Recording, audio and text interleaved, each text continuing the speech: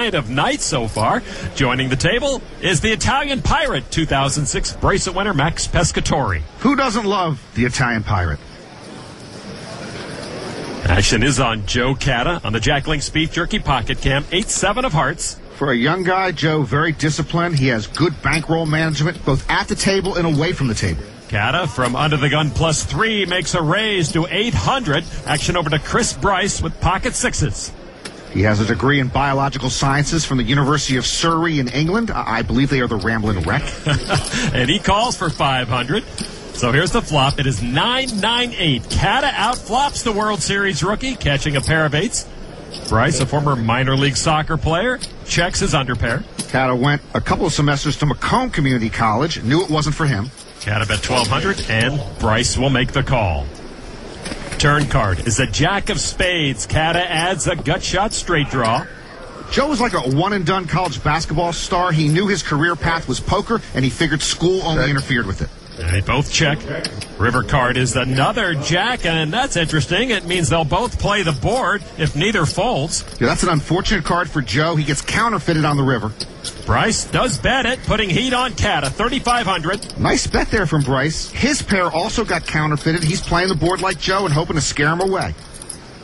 If I had like Queen High. And Joe Catta wilts. Bryce will win the pot. Bryce outplays the champ. The turn river I was looking for. So Bryce throws a small bump in the road for Catta. Well, champ, you can't win them all.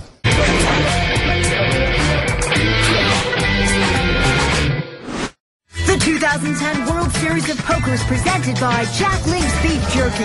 Feed your wild side. And in part by the official WSOP game on Facebook. Play online now. For details, go to WSOP.com/Facebook. And FullTiltPoker.net. Learn, chat, and play with the pros.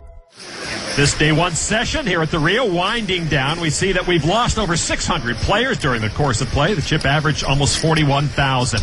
There's Billy Kopp, who flopped aces up and can eliminate Alex Gomez if Gomez does not fill his double belly buster straight on the river. Gomez, the first Brazilian to win a World Series bracelet.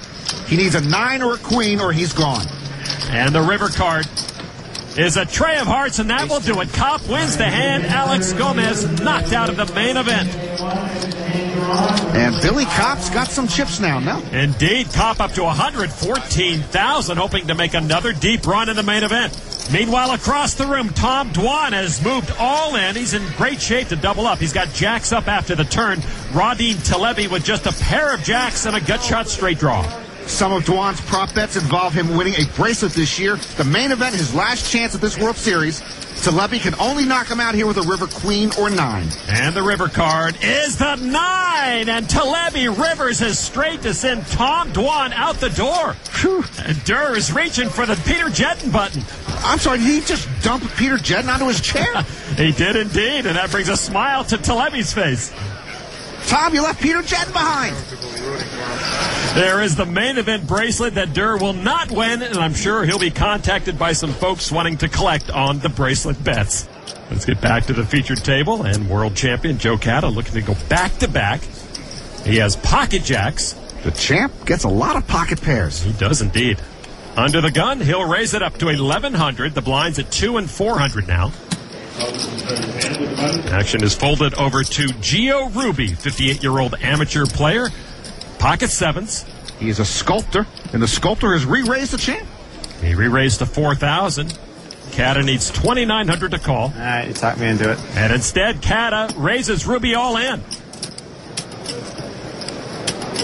And Ruby makes the call for his tournament life.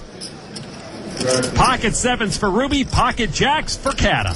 Good luck. 7. I only can hit 2 outers. Jack. Gotta root for the underdog here. Sculpting's a tough way to make a living. Here's the flop. Deuce 8 ace. That misses Ruby. Catta's still a heavy favorite. I mean, they say poker's a tough way to make an easy living, but sculpting, no easy living there. Turn card is a 9 of clubs. No help to Ruby. Joe Catta in great shape for the knockout. The sculptor now will need a 7 and a 7 only, or he is whamboozled. The river card is another 9, and Joe Catta wins again. This time eliminating Gio Ruby. Show me some of your work. I'll make you an offer. It has been a good day one session for the world champ, Joe Cata, over 68,000 chips. Let's get over to table 2, where Phil Hellmuth is all in and way behind pre-flop. Phil re-raised all in with pocket jacks. A shorter stacked Marion Herring is also at risk, holding ace-king offsuit. Daniel Aldridge can take them both out, holding pocket queens. Hellmuth cashed at the last couple of main events, but now staring at a day one exit. And now the flop. 8 deuce king. Herring catches a king to take the lead. Got the diamonds, though. Hellmuth knows a flush won't help him since Aldridge has the bigger diamond. It's pretty bleak for Phil. He's going to need a jack. Turn card is a 7 of diamonds, and Aldridge picks up that flush draw. Herring's kings are still in the lead. Hellmuth needs a miracle. Phil looking for a 2-outer. Hellmuth must have a jack or he's out of here. River card is a 10 of diamonds. Aldridge rivers the flush, knocks off Phil Hellmuth and Marion Herring. He entered as a fighter, but Phil Hellmuth exits without much fight. Good luck, everybody. Oh, a gracious farewell from Phil Hellmuth as Aldridge gets the 2-for-1 knockout. Hellmuth takes his leave on day one. There should be a bounty on him or something, shouldn't there? Let's get his address line. I'll send him 100. It's a little scary what they did to me, honestly. Well, Norman, listen to that. Is that the new Phil Hellmuth actually giving props to some of the guys at the table? I mean, the players they're just not very good. Yeah, actually, Lon, as it turns out, the new Phil sounds just like the old poker brat.